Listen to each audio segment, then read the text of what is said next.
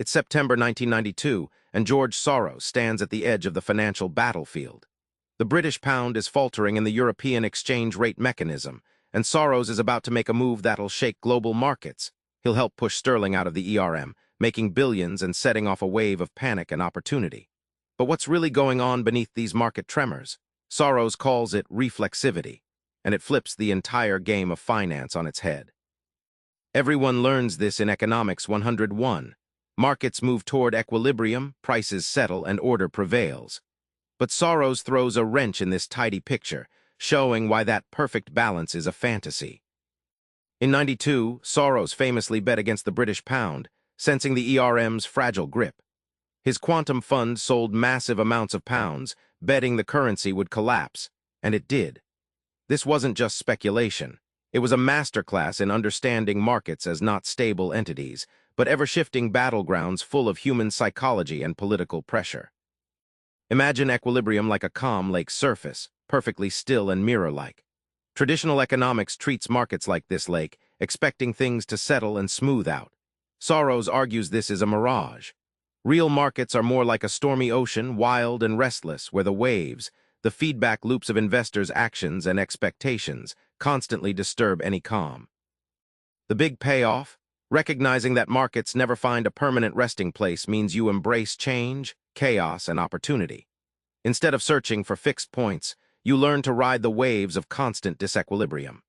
Soros's insight opens the door to understanding financial crises not as bugs, but as features of a living, breathing market. Here's where Soros flips the script.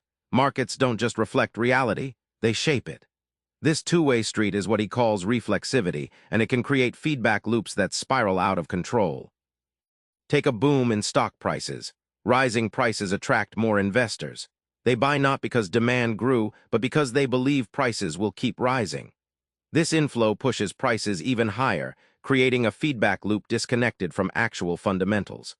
Soros showed that this reflexive process powered the surges before many financial crashes. Think of reflexivity like shouting in a canyon and hearing your own voice louder and louder. When investors believe prices will rise, their buying pushes prices up, which then convinces more investors the trend is real. It's a self-reinforcing echo that can distort market reality. Prices start driving the facts, not the other way around. The payoff? Understanding reflexivity warns you against trusting market truths blindly. A booming market can create false confidence, misleading investors into overvaluation. Conversely, reflexivity also accelerates crashes as negative feedback spirals. Soros's insight lets you see these patterns rather than get caught in their trap. So how do you turn reflexivity from a market villain into an ally? Soros offers a radically different way to read markets, not just with numbers, but with a philosopher's eye. Soros stresses that no one, himself included, ever truly knows the market's real state. Instead, investors operate with incomplete, biased information. This imperfect understanding causes actions that change markets, which changes fundamentals, which then changes perceptions. Soros calls this the alchemy, mixing knowledge, belief, and action to create shifts. Instead of seeking a mythical, true price or stable equilibrium, Soros's approach is tactical and fluid. You watch for signs the market's self-reinforcing cycles are starting or reversing, and you move quickly. Think of it like surfing. You don't resist the waves, you read their shape and adjust your ride accordingly.